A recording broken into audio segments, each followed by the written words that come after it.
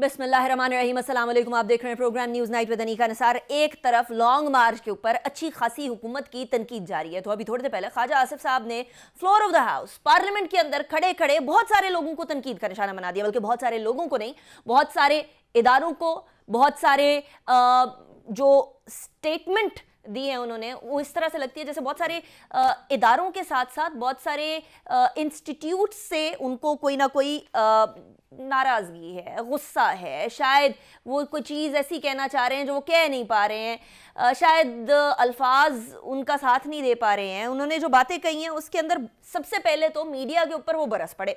Media के पास कोई और कहानी नहीं है, सुबह से चीफ ऑफ आर्मी स्टाफ की बात किए चले जा रहे हैं, समरी आ गई नहीं आ गई, किसी ने कोई कंफर्मेशन नहीं की। अगर ये बात है तो उन्हीं का एक चैनल जो कि बहुत उनके करीब है, जिस चैनल को वो इंटरव्यू देकर आए हैं, उसी चैनल ने ये खबर चलाना शुरू की। उस चैनल से शिकवा बनता था उनका, उन्होंने क्यों नहीं किया? इसके साथ साथ उन्होंने ये शिकवा किया कि मीडिया के पास और कोई खबर नहीं है। तो मैं ख्वाजा आसिफ साहब से ये पूछना चाह रही थी कि ख्वाजा आसिफ साहब, सैलाब सदगान की बात करना तो हुकूमत ने बंद की है। हर कुछ अरसे के बाद जो प्रेस कॉन्फ्रेंस होती है हुकूमती नुमाइंदों की तरफ से, वो इमरान खान साहब के बारे में होती है। हर घंटे के बाद जो प्रेस कॉन्फ्रेंस कोई ना कोई नया वजीर उठ के कर रहा होता है, वो किस बारे में कर रहा होता है? इमरान खान साहब के बयानात के बारे में, चाहे उनके चीफ ऑफ आर्मी स्टाफ के हवाले से बयानात हो या किसी और के बयानात, किसी और के बारे में बयानात हो। अगर इस पॉइंट पे जब इमरान खान साहब 26 नवंबर को आने वाले हैं, फैजाबाद के अंदर अपने धरने की पूरी तैयारी कर रहे हैं, उस टाइम पे अगर कैपिटल अंडर सीज होगा तो उसके बारे में कौन बात करेगा? उसके बारे में कौन लाहे अमल तैयार करेगा? अगर बात होगी एफबीआर के डाटा लीक्स की, तो फिर हुकूमत से क्यों नहीं पूछा जाएगा? सारा का सारा गुस्सा दूसरों के ऊपर उतारना तो आसान है, लेकिन असल बात यह है कि अपने गिरबान में झांकना बड़ा ही मुश्किल है। उन्होंने सियासतदानों को भी आड़े हाथों लिया, लेकिन उसके साथ साथ ही अभी एक और हिजान की सी कैफियत पाकिस्तान के अंदर बनती हुई नजर आ रही है, और वो बड़ी वाज़ेह तौर पर है कि 25 तारीख तक, 25 नवंबर तक तमाम के तमाम मामलात को हल करने की कोशिश की जा रही है हुकूमत की तरफ से, कि समरी भी चली जाए, समरी पास भी हो जाए, समरी साइन भी हो जाए, और उसके बाद फिर उसका लाहे अमल भी स्टार्ट हो जाए, उसके ऊपर अमल दरामद भी शुरू हो जाए। लेकिन इसके साथ साथ ही 26 नवंबर को आ रहे हैं इमरान खान साहब। क्या इमरान खान साहब के आने से एक दिन कबल सारी काम मुकम्मल हो पाएंगे या नहीं हो पाएंगे? जबकि आज 21 तारीख को ख्वाजा आसिफ साहब ने कह दिया है कि अभी तक कोई समरी प्राइम मिनिस्टर हाउस में नहीं आई है। हैविंग सेड दैट, पाकिस्तान सिर्फ और सिर्फ इन मसाइल में नहीं घिरा हुआ कि सियासी मसाइल हैं, सैलाबी मसाइल हैं। पाकिस्तान को इकोनॉमी के भी बेतहाशा मसाइल का सामना करना पड़ रहा है। पाकिस्तान की क्रेडिट डिफॉल्ट स्वैप बुलंद तरीन सतहों में से एक सतह पे पहुंच चुका है। 92.53% के ऊपर पाकिस्तान का क्रेडिट डिफॉल्ट स्वैप पहुंच चुका है। ये बेसिकली वो अशारिया होता है जो कि इन्वेस्टर्स को अपने क्रेडिट को, यानी जो उन्होंने कर्जा दिया होता है, उसको प्रोटेक्ट करने की इजाजत देता है। और 92.5% एक इंतहाई ऊंची सतह का क्रेडिट डिफॉल्ट स्वैप रेट है। इसके बारे में क्या होगा, ये क्यों ऐसा हुआ, इस हवाले से भी बात करेंगे। नॉट जस्ट दैट, आज 4-5 नामों के हवाले से बात चल रही है। 4-5 वो नाम जो कि पाकिस्तान की फौज के टॉप जनरल्स हैं। लेफ्टिनेंट जनरल आसिम मुनीर साहब के बारे में, लेफ्टिनेंट जनरल साहिर शमशाद साहब के बारे में, lieutenant general Azhar Abbas, lieutenant general Noman Mahmood, lieutenant general फैज़ हमीद, तमाम के तमाम 5 टॉप लोग, 5 टॉप आर्म्ड फोर्सेस के जनरल्स आज पूरा दिन गुफ्तगू का महवर बने रहे कि आखिर कौन होगा जो अगला चीफ ऑफ आर्मी स्टाफ होगा। इसके ऊपर बड़े वाज़े तौर पर इवन ये कि इमरान खान साहब की तरफ से भी ये कह दिया गया, उनकी जमात की तरफ से भी कह दिया गया कि कोई मसला नहीं होगा, प्रेसिडेंट साहब भी कोई मसला नहीं करेंगे, जो उनके सामने नाम आएगा आराम से उसको साइन कर देंगे। लेकिन बिलावल भुट्टो जरदारी साहब ने एक बात कही थी, और वो बात जो है वो प्रेसिडेंट आरिफ अलवी साहब की तरफ इशारा करते हुए नहीं बल्कि डायरेक्ट हिट करते हुए कही थी। क्या कहा था, जरा वो सुने। आखिरी चांस है अलवी साहब का। उम्मीद है कि इस बार आईन और कानून के तहत सारी चीजें चलेंगे। अगर सदर आरिफ अलवी ने कुछ गड़बड़ करने की कोशिश की तो फिर सदर आरिफ अलवी को उसका नतीजा भी भुगतना पड़ेगा। बिलावल भुट्टो साहब की जो उमूमन मुस्कुराहट होती है वो भी गायब, जो नर्म लहजा होता है वो भी गायब, जो तरीक़ाकार उनका नर्म गुफ्तार होती है वो भी गायब। तरीका ज़रा सख्त मिजाजी की तरफ ही नज़र आ रहा था। लेकिन आज शाह महमूद कुरैशी साहब ने वाज़ेह कर दिया कि प्रेसिडेंट आरिफ अलवी कोई भी किसी भी किस्म का मसला नहीं करेंगे, ये मामला बड़ा स्मूथ सेल के तौर पर चलेगा। तो सवाल ये पैदा होता है कि अगर स्मूथ सेल ही होनी थी तो आज से آج سے تقریباً 5 دن پہلے تک یہ معاملہ اتنا ہیجانی کیفیت کے اندر پاکستان تحریک انصاف کو لے کر آنے کی ضرورت کیا تھی؟ تمام صورتحال پہ بات کریں گے. میرے ساتھ جو مہمانان موجود ہیں میں ان کا تعارف کرواؤں گی. علی گوہر بلوچ صاحب ہمارے ساتھ موجود ہیں, پاکستان مسلم لیگ نون کے رہنما. بہت شکریہ علی صاحب, آپ نے ہمیں جوائن کیا. It's a pleasure having you in the show. Firdous Shamim Naqvi sahab ہمارے ساتھ موجود ہیں, پاکستان تحریک انصاف کے رہنما. بہت شکریہ نقوی صاحب, آپ نے بھی ہمیں جوائن کیا. بریگیڈیئر سعد محمد صاحب بھی ہمارے ساتھ موجود ہیں, سینئر ڈیفینس اینالسٹ ہیں. بہت شکریہ, آپ نے بھی ہمیں جوائن کیا بریگیڈیئر صاحب. Last but not the least, and پہ جب اکانومی کو ڈسکس کریں گے تو ہارون شریف صاحب ہمارے ساتھ موجود ہوں گے. لیکن علی گوہر صاحب سب سے پہلے آپ سے سٹارٹ کرتے ہیں. خواجہ آصف صاحب کے غصے کی طرف تو جائیں گے, لیکن آج ہمیں پتہ چلا ہے کہ نواز شریف صاحب, مریم نواز صاحبہ, بما فیملی آج کوئی ہفتے 10 دن کی چھٹی پر گئے ہیں یورپ میں, اور آج یہ پہلا بیسیکلی پاسپورٹ کا استعمال تھا بڑے عرصے بعد, بڑی طویل ایک جو گیپ تھا اس کے بعد نواز شریف صاحب کا. تو یہ استعمال پاکستان آنے کے لیے کب کیا جائے گا علی گوہر بلوچ صاحب؟ بسم اللہ الرحمن الرحیم. دیکھیں بالکل میاں نواز شریف صاحب جو ہیں وہ پاکستان بہت جلد آئیں گے اور آ کر اگلی الیکشن کمپین کی جو قیادت ہے وہی کریں گے. اور مریم نواز صاحبہ تو ظاہر ہے وہ اپنے والد کو اتنے عرصے کے بعد ملی, اور آپ نے دیکھا کہ جس قرب میں اور جن عزیزوں سے میاں نواز شریف صاحب کو اور ان کی بیٹی کو گزارا گیا, اور بالخصوص پوری فیملی کو, تو وہ تو کسی سے ڈھکی چھپی ہوئی داستان نہیں ہے. اس کو میرا خیال ہے کہ تفصیل سے دہرانا جو ہے وہ مناسب نہیں. وہ پورے پاکستان کو پتہ ہے کہ وہ کس طرح سے قیدیں ہوئیں, کس طرح سے جیلیں ہوئیں, کس طرح سے الیکشن چوری کیا گیا, کس طرح سے جھوٹے مقدمات میں سزائیں سنائیں گی. تو ظاہر ہے کہ اب انہوں نے واپس آنا ہے, ان کو ان کا پاسپورٹ ملا ہے, تو وہ اس کے لیے ہماری پارٹی کے کافی پورے یورپ میں اور باقی جگہ پر بھی لوگ ہیں جو میاں صاحب سے ملنا چاہتے ہیں. ویسے تو وہ ادھر لندن بھی آ جاتے ہیں, لیکن ان کے اصرار کے اوپر انہوں نے ایک وزٹ رکھا ہے جس میں وہ کابرین سے بھی ملاقات کر رہے ہیں. چھٹی بھی ہے, میں خود کل یورپ سے ہی آیا ہوں, تو چھٹی بھی کہہ سکتے ہیں اور دوستوں سے ملنا بھی کہہ سکتے ہیں اور کام بھی نپٹانا کہہ سکتے ہیں. اچھا, مطلب چھٹی بھی ہے. لیکن یہ ہم لوگ تو یہ سوال کرنا چاہ رہے تھے علی صاحب کہ یہی والا وزٹ جو ہے پاکستان کے لیے, ہمیں کہا جا رہا تھا کہ ڈاکٹرز جب تک نہیں بتائیں گے تب تک نہیں آ سکتے ہیں, تو ڈاکٹرز نے اجازت دے دی ہے یورپ جانے کی؟ تو ظاہر ہے انہوں نے سفر کی اجازت دی ہوگی, تو ڈاکٹر کے مشورے کے ساتھ سفر وسیلہ ظفر ہوتا ہے, تو پاکستان آنا پھر جی پاکستان تو وہ آئیں. دیکھیں وہ 3 بار رہے. وہ میاں نواز شریف صاحب وہ شخصیت ہے کہ جنہوں نے, آپ کو یاد ہوگا کہ جب انڈیا نے دھماکے کیے تھے تو اس کے مقابلے میں دھماکے چاگی کے مقام پر کر کے پاکستان کی قوم کا سر فخر سے بلند کیا.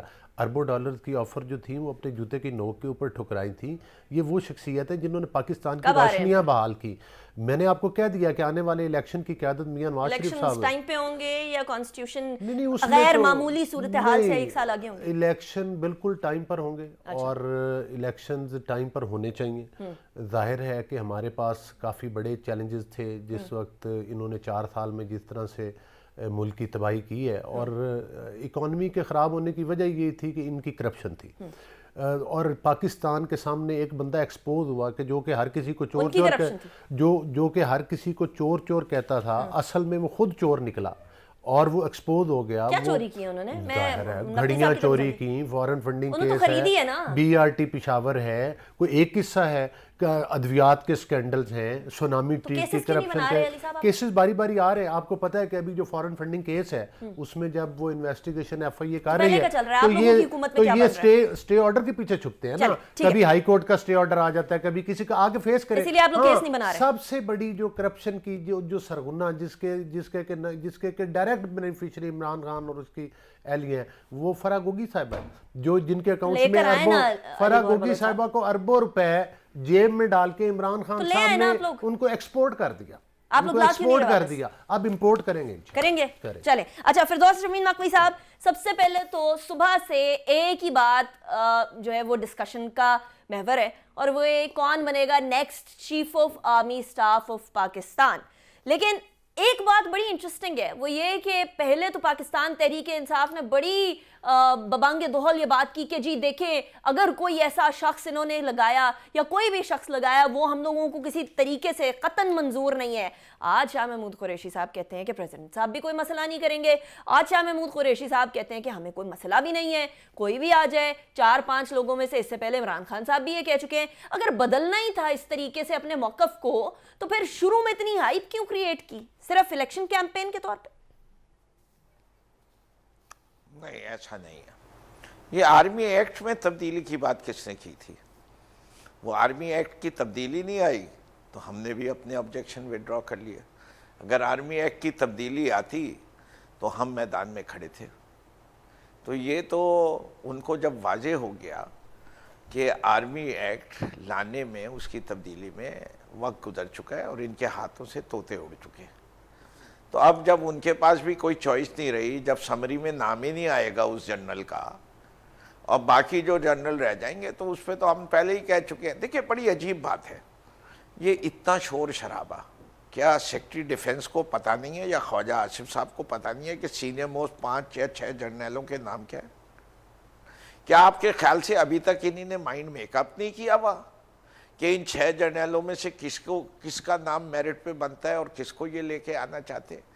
یہ تو ایک ڈھکوسلا بنایا ہوا ہے. نقوی صاحب آپ کو بتا کے تو نہیں وہ کام کریں گے نا. انفارچونیٹ بات ہے کہ شاید عمران خان صاحب یہی توقع کر رہے ہیں کہ ان کو بتا کے. اچھا ایک بات آپ نے فرمائی کہ جب وہ چلے جائیں گے تو ہم لوگوں کو کوئی مسئلہ نہیں ہوگا, جس کی طرف آپ کا اشارہ ہے میں سمجھ رہی ہوں آپ کا کن کی طرف اشارہ ہے, لیکن آپ 25 تاریخ کو آ رہی ہے, آپ کو پتہ ہے نا خواجہ آصف صاحب نے کہہ دیا کہ 25 تاریخ سے پہلے ساری چیزیں سیٹ ہو جائیں گی, معاملات سالو ہو جائیں گے آپ کے آنے سے پہلے, وہ ریٹائرمنٹ کے معاملات سے پہلے.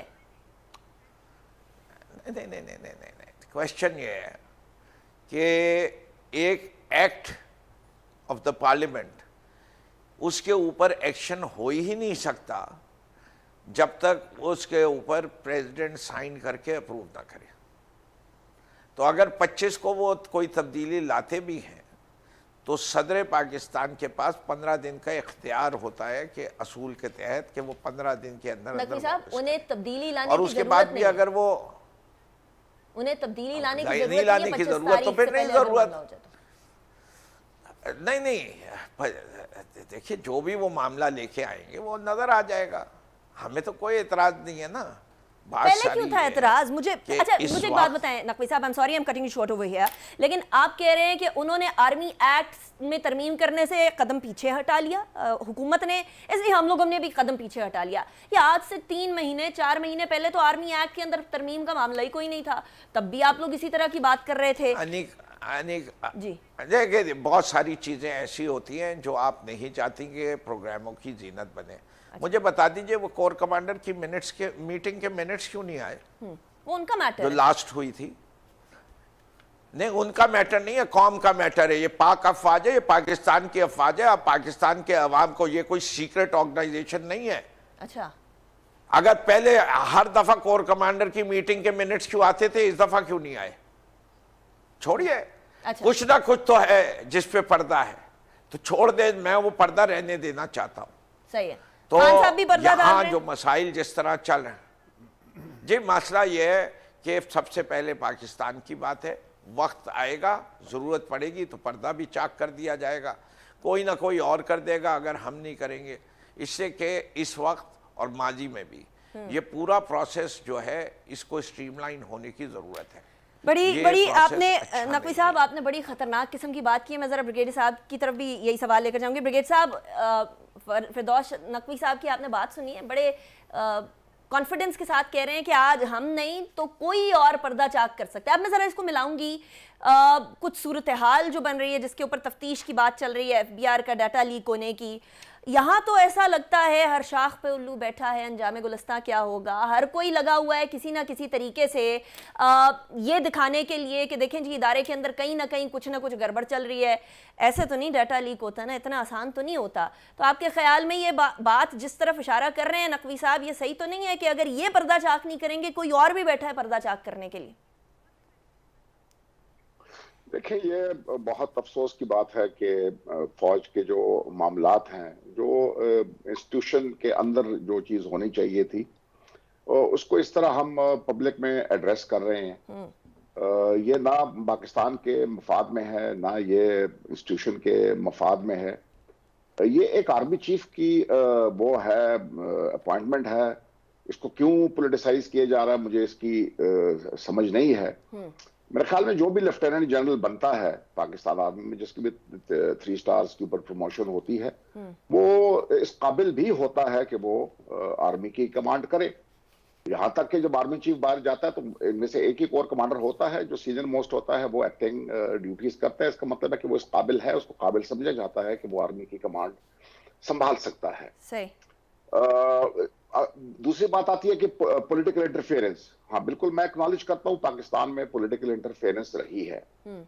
अफसोसनाक बात है, नहीं होनी चाहिए थी, लेकिन है, एक हकीकत है कि हमारी तारीख पे अगर आप नजर दौड़ाएं, और इसमें ये सारे पॉलिटिकल पार्टीज जो है ये गिल्टी भी हैं। देखो अपॉर्शन ब्लेम अगर आप करेंगे तो आर्मी की तरफ भी जाएगा कि वहां पर भी कुछ लोग ऐसे हैं कि जो मुदाखलत करना चाहते हैं, लेकिन वो अगर ये सियासी पार्टियां जो हैं अगर ये मुदाखलत ना करने दें तो मेरे ख्याल में ये नहीं होगा। आप ये जो इस वक्त हुकूमत में है, जब ये अपोजिशन में थे ये क्या बातचीत करते थे आपने सुन ली है। इमरान खान जब अपोजिशन में थे, पहले जब अपोजिशन में थे हम पायल की उंगली का इंतजार कर रहे थे, अभी अपोजिशन में है तो वो कहते हैं कि मेरी हुकूमत को इनको बचाना चाहिए था। सही। तो ये क्यों आर्मी को क्यों बचाना चाहिए, ये इसमें क्यों आर्मी इंटरफेरेंस करे?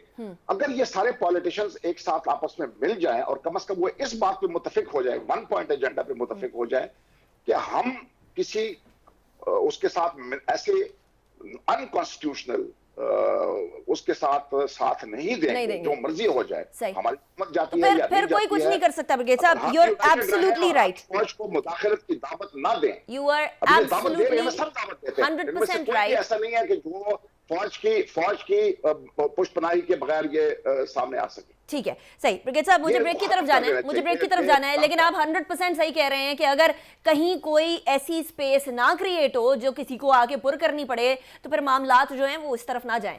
अब मसला ये है कि बाकी सारे के सारे मुल्क के मामलात जो हैं पसे पुष्ट पड़े हुए हैं, उनको भी जरा डिस्कस करेंगे। वो तो किसी के सामने आ ही नहीं रहे हैं और शिकवा किया जा रहा है मीडिया से कि मीडिया सामने नहीं लेकर आ रहा। हालांकि हर वजीर की, हर पाकिस्तान तहरीक इंसाफ के रहनुमा की जो प्रेस कॉन्फ्रेंस होती है वो इसी बात के ऊपर होती है। लेकिन कौन कौन से मसले इग्नोर हो रहे हैं उनकी बात करेंगे एक ब्रेक के बाद।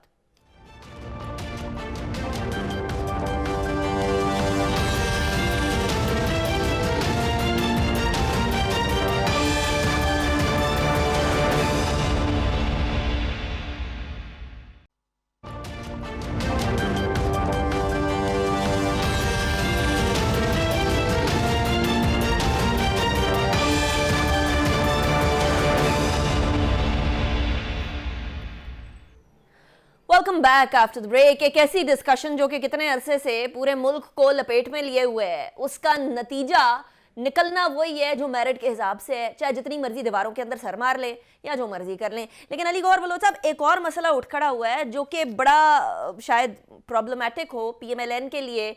कुछ लोग इसके ताने वाने पीएमएलएन से जोड़ रहे हैं, कुछ पीटीआई से जोड़ रहे हैं, कुछ जुल्फी बुखारी साहब के साथ तस्वीरें निकाल के ला रहे हैं, कोई जो है वो पीएमएलएन की लीडरशिप के साथ तस्वीरें निकाल के ला रहे हैं। तस्नीम साहब हैं, उन्होंने एक बहुत ही बड़ा इल्ज़ाम लगाया आप लोगों के ऊपर। वो इल्ज़ाम ये है कि जी अरशद शरीफ साहब का मर्डर और इमरान खान साहब के ऊपर जो अटैक है, उन दोनों की प्लानिंग नवाज शरीफ साहब ने बाकायदा बैठ के की है। अब या तो इसके ऊपर आप केस कर सकते हैं या फिर आप इसकी तरदीद या तस्दीक, कुछ तो चीज़ सामने आए। देखिए बात यह है कि इस किस्म की, मेरा ख्याल है कि मैं तो इसको बेहूदगी कहूँगा कि इस किस्म की बेहूदगी का कोई जवाब देने की ज़रूरत नहीं। लेकिन आपके सवाल के जवाब की रोशनी में मैं ये बात करूँगा कि असल चीज़ वो होती है, सबूत वो होते हैं जो कि जिस तरह से कि फ़वाद चौधरी के व्हाट्सएप पे वो क्या साहब हैं जिन्होंने वो उमर फारूक साहब ने जो दिए, वो सबूत होते हैं। अच्छा। अगर भाई साहब के पास कोई सबूत हैं कि उनके साथ किसी ने ये भोंडा इल्ज़ाम, तो देखे ना, नवाज शरीफ साहब अगर इस किस्म नहीं, अगर इस किस्म की बात मैं कह दूं इमरान खान के बारे में कि ये बात की, फिर आप केस भुगतेंगे अगर इमरान खान साहब, तो वही मैं कह रहा हूँ ना कि भाई साहब सबूत लेकर आए ना। अच्छा। भी कि ये इधर ये बात हुई, ये उसकी रिकॉर्डिंग थी, ये था। तस्वीरें तो सियासी लोगों के साथ बेशुमार दुनिया खिंचवाती है, ठीक है, और दोनों तरफ की तस्वीरें आ रही। लेकिन नवाज शरीफ साहब एक लीडर, वो कोई नहीं, वो जाहिर है आजकल इमरान नियाज़ी साहब जिस तरह कहते हैं कि जी फलां, देखे डिफेमेशन का केस होगा या नहीं होगा, नहीं यकीनी तौर पर इस पर हम अपने वकला से मशवरा कर रहे हैं। अच्छा। कि इस पर कोई एक्शन लेंगे हम यकीनन। लेकिन सबसे पहले तो उसको इल्ज़ाम लगाने वाले की जिम्मेदारी है कि उसको देर क्यों कर रहा है, सबूत लेके किसी अदालत में चला जाए। सही है। ये सबूत अच्छा, फिरदौस शमीम नकवी साहब अभी मुस्कुरा रहे हैं। एक तो फिरदौस शमीम नकवी साहब इधर का मसला है तो उधर जुल्फी बुखारी के साथ भी तस्वीरें आ गई हैं उनकी कि देखिए मैं तो एक वही तो भेजने वाला है। अच्छा, कि ये जो इल्ज़ाम लगा है इसके पीछे भी कोई साजिश है। अच्छा। इससे कि लोगों के जब ज़मीर जागते हैं तो ज़मीर जगाने वाले भी होते हैं। अब ज़मीर किसने जगाया इन साहब का, اس سے کہ ارشد شریف کے واقعے کو تو بہت دن ہو گئے.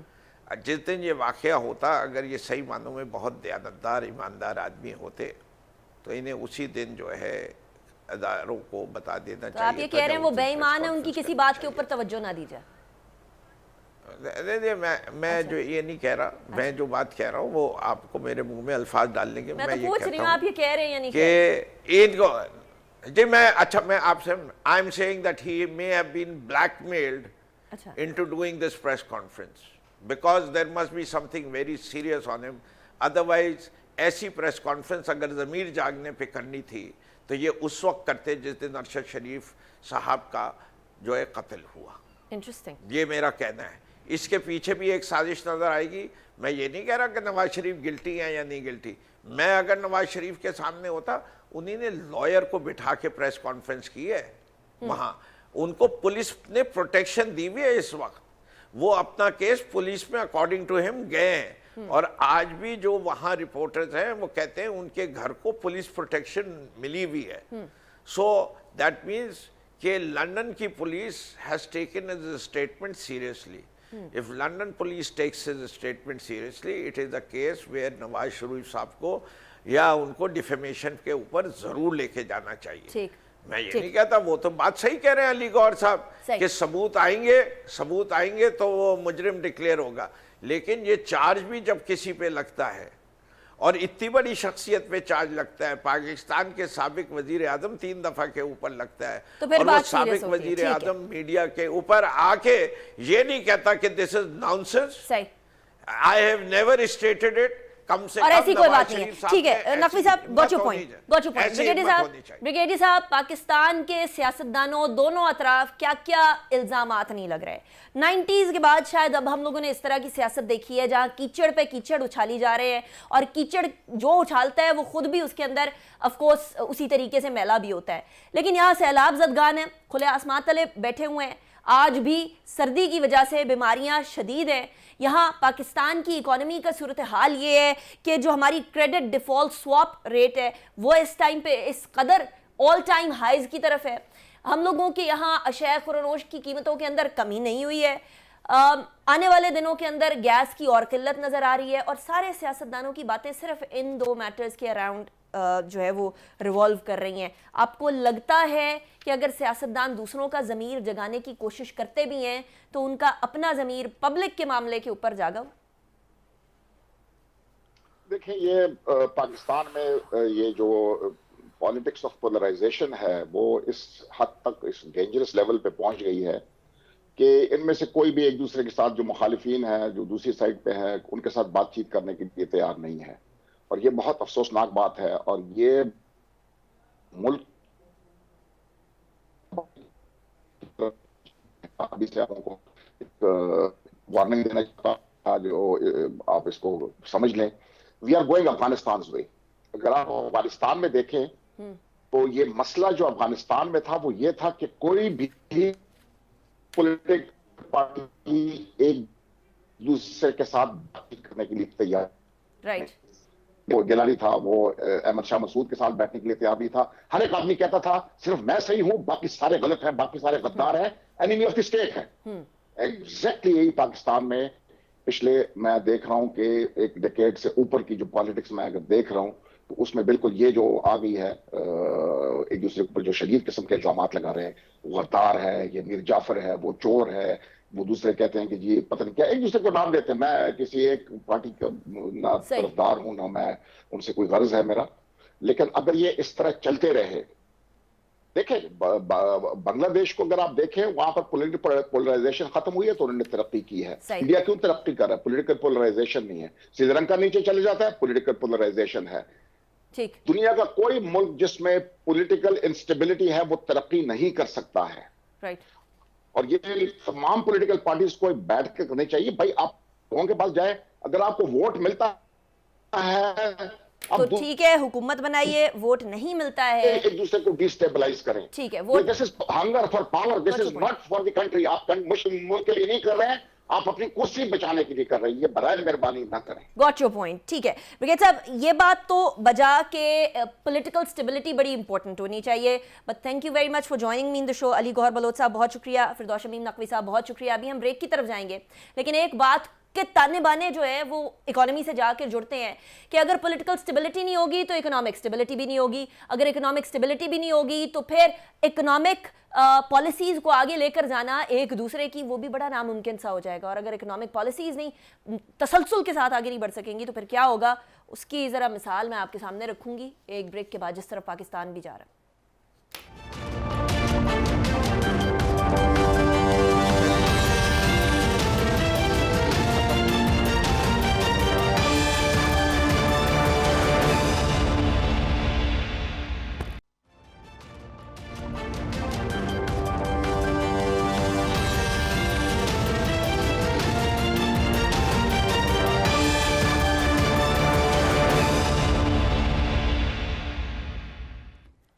Welcome back after the break. Break پہ جانے سے پہلے ہم بات کر رہے تھے کہ ساری سیاست اپنی جگہ, کس نے چیف افامی سٹاف لگنا ہے وہ اپنی جگہ.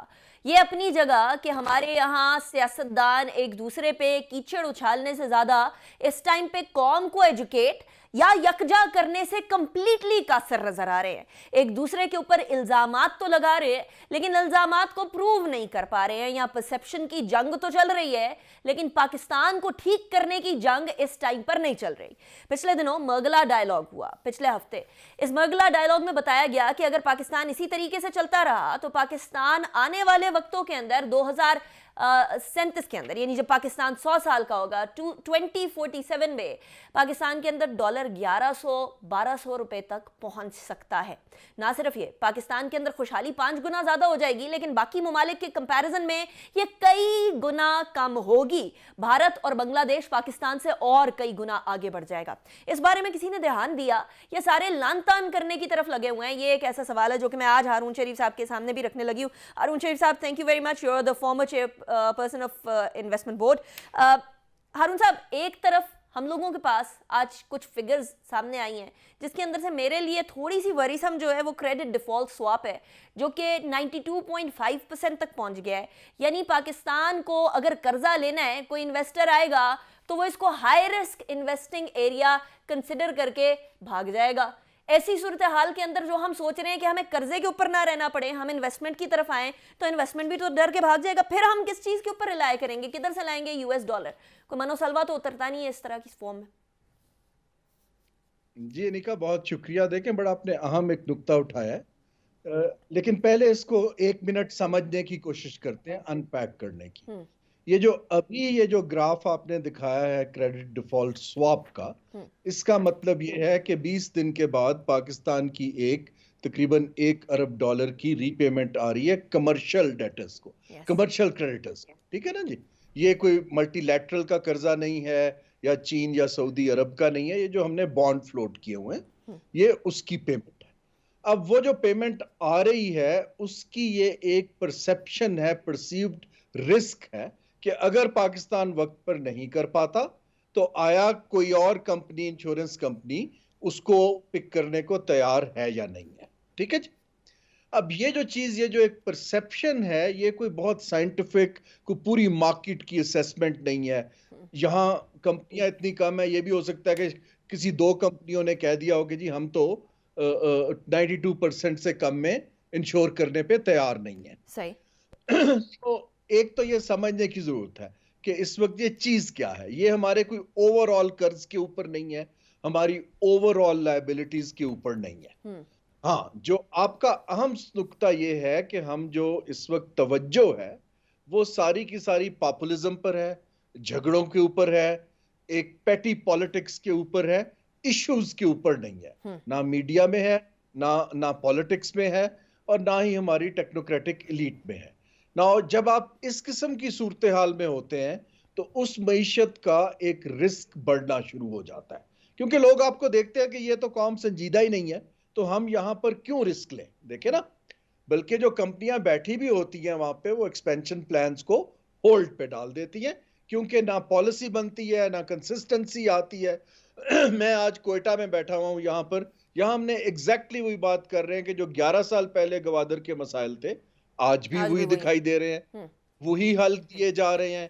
سو یہ جیسے کہا جاتا ہے نا کہ اگر آپ ٹائم اینڈ اگین آپ ایک ہی کام ہارون صاحب، اگر فار ایگزامپل حل بھی وہی دے دیے جائیں اس فاسٹ پیس دنیا کے اندر جہاں ہر سال ہر 5 سال کے بعد بہت ساری چیزیں تبدیل ہو جاتی ہیں، حل بھی وہی دے دیے جائیں، انہی حل کو امپلیمنٹ بھی کر لیا جائے، تب بھی ہم لوگوں کو وہ حل امپلیمنٹ ہوتے ہوئے نہیں نظر آ رہے ہارون صاحب. انفارچونیٹلی ایک حکومت جاتی ہے، دوسری حکومت آتی ہے، وہ پچھلی حکومت کے سارے پلانز کو سکریپ کرتی ہے، اپنی نئے سرے سے اکانومی کو کھڑا کرنے کی کوشش کرتی ہے. اس طرح گرنا اٹھنا یہ پاکستان کب تک سسٹین کر سکتا ہے with this political uncertainty؟ G I totally agree کہ ایک انسرٹنٹی کے ماحول کے اندر ایک ریڈ لائن آ جاتی ہے جس کے بعد آپ کو بہت مشکل صورتحال کا سامنا کرنا پڑتا ہے، اور پاکستان اس ریڈ لائن کے خاصا قریب ہے. اور اس کی وجہ یہ خالی ایکسٹرنل ڈیٹ نہیں ہے، اس کی وجہ ہماری اوور آل ایکسٹرنل پیمنٹس ہیں، ہمارا ڈینجرسلی لو انویسٹمنٹ کا لیول ہے، ہماری پروڈکٹیوٹی بہت کم ہے، تاکہ ہم کمپیٹیٹو نہیں ہیں دنیا میں، جو ہمارا مین مسئلہ ہے. اب آپ کے سوال کا جواب یہ ہے کہ باقی دنیا میں بھی تو ایسے مسائل آئے ہوں گے، انہوں نے کیا کیا؟ اب آپ دیکھیے، اگر آپ سیکیورٹی سٹیٹ کی بات کرتے ہیں تو ہماری شائننگ ایگزامپل ویتنام ہے. وہ ٹوٹل سیکیورٹی سٹیٹ تھا، وہاں سے ایک ٹوٹل اکنامک پاور بن گیا. ٹھیک ہے، ساؤتھ ایشیا کے اندر بنگلہ دیش کی ایگزامپل آپ کے سامنے ہے کہ انہوں نے اپنی ایکسپورٹس کیسے بڑھائیں. اب ہمیں لیکن یہ سب کرنے کے لیے آپ کو جو ابھی میں دیکھ رہا ہوں جو ہماری پاور بروکرز کی گیم چل رہی ہے، اس کے اندر تو کوئی سب ویٹ اینڈ سی میں رہیں گے اگلے الیکشن تک. لیکن اس وقت اس کا حل یہ ہے کہ آپ کو کچھ مضبوط ادارے چاہیے، 2-3 جن پہ لوگوں کا اعتبار آئے. ادارے سے میرا مطلب اے پولیٹیکل، اسٹیٹ بینک ہے، FBR ہے، SCCP ہے، بورڈ آف انویسٹمنٹ ہے، پلاننگ کمیشن ہے یا پرائیویٹائزیشن ہے. اگر یہاں پر آپ ایک مضبوط ایسی پرسنالٹیز کو بٹھا دیں ان جو کا کہ انچارج پولیٹیکل لوگوں کا امپیکٹ نہ لیں یا ان کی بات سننے کی بجائے پاکستان کی بات کریں تو پھر بات الگ ہے. ہارون صاحب، thank you very much for joining me in the show. I am sorry the time was less, لیکن ایک بات تو طے ہو گئی کہ پاکستان کی سیاست اپنی جگہ چلتی رہے، لیکن پاکستان کی معیشت ہماری ریڈ لائن ہونی چاہیے. کوئی کہتا ہے خان صاحب ہماری ریڈ لائن ہے، کوئی کہتا ہے نواز شریف صاحب ہماری ریڈ لائن ہے. ہماری ریڈ لائن پاکستان کی اکانومی ہے. Fix that. انیکا نثار کو اجازت دیجیے، اپنا بہت خیال رکھیے گا. اللہ حافظ. ناصر.